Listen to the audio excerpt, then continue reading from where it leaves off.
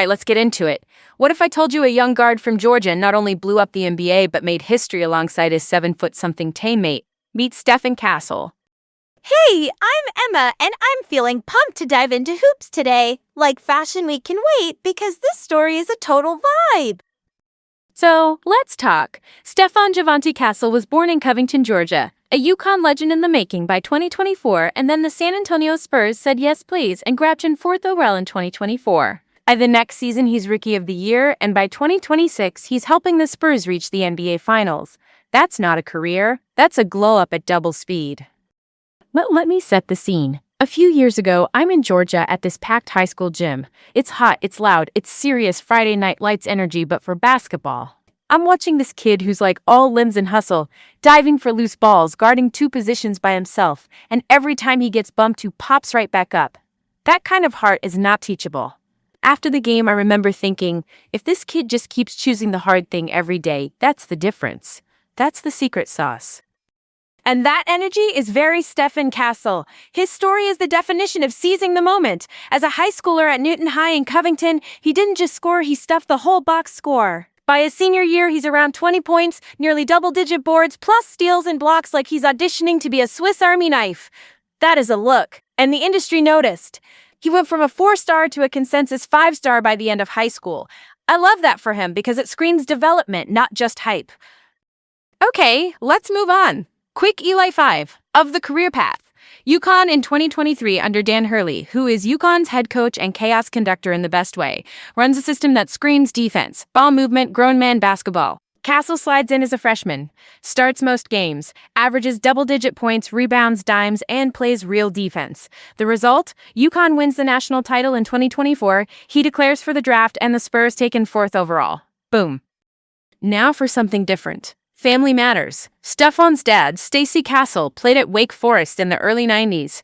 That's where he actually shared a locker room with Tim Duncan, aka the Big Fundamental, aka the Spurs' quiet godfather of excellence. Tell me that's not kismet. When your dad's literally been around that level of professionalism, your baseline for what is normal just shifts.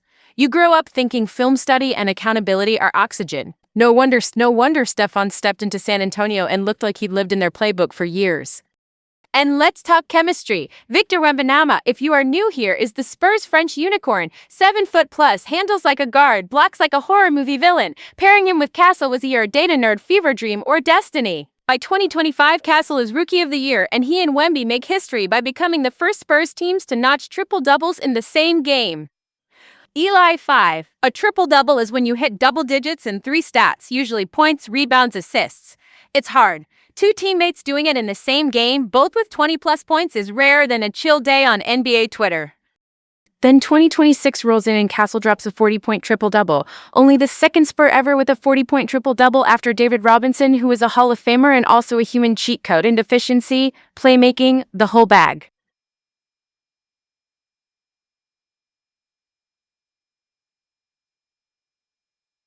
Efficiency, playmaking, the whole bag.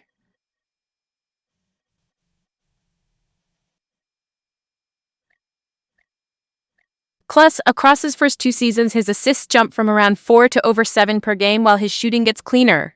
That is called growth, receipts attached. We have to talk playoffs. In 2026, the Spurs make the finals.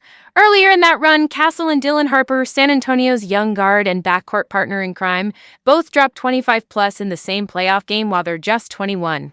The last time we saw an under-22 duo flex like that, we were talking Kevin Durant and Russell Westbrook in their Thunder days.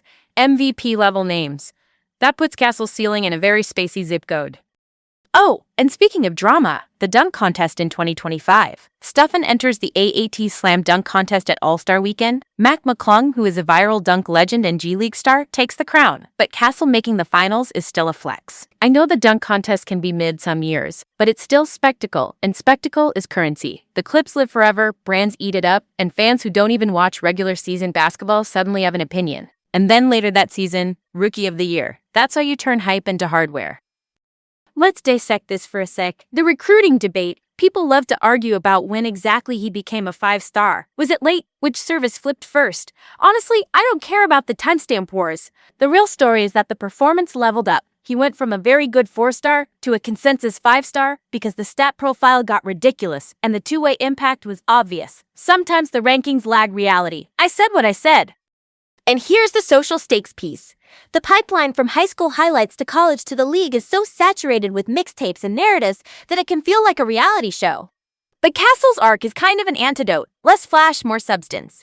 You see it in the UConn title run. You see it in the rookie season where he starts as a secondary creator and ends with real responsibility. Then by year 2, the assists jump, the efficiency bumps, the triple-doubles start stacking. That's not a hype story, that's a development story. Okay, so what else you ask? Let's do quick reality checks. He played for Team USA Under-18 in 2022 and got a gold medal, exposure to structured, high-stakes ball. At UConn in 2023 to 2024, he starts most games and gives balanced production. In the NBA as a rookie, he gives the Spurs around 15 points, 4 assists, almost 4 boards per game across 80-plus appearances. Then second season, bigger role, more minutes, scoring wedges up, assists jump to over 7. And he's not just surviving on the court, he's steering the car. And remember, steering that car next to Wembanyama is its own pressure cooker. The spacing, the lobs, the eyes on you every night. If you crumble, everyone sees it. He did it. Now, last piece, cultural relevance. The 2024 college title made him a household name beyond NBA junkies.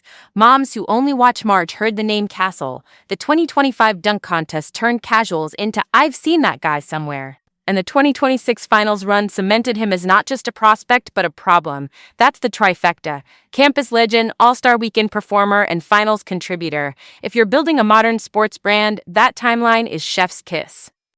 Before we go further, we need to address this. What does Stephon Castle tell us about success?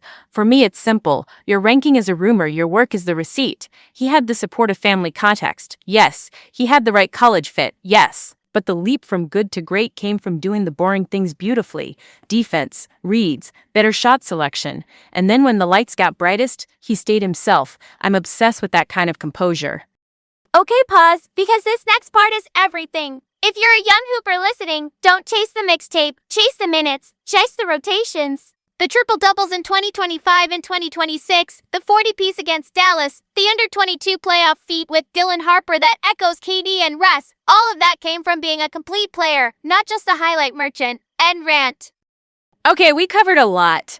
Next time, we're digging into another rising star who turned adversity into a career pivot, like Phoenix from the Ashes energy. I won't spoil it, but get ready for receipts and redemption.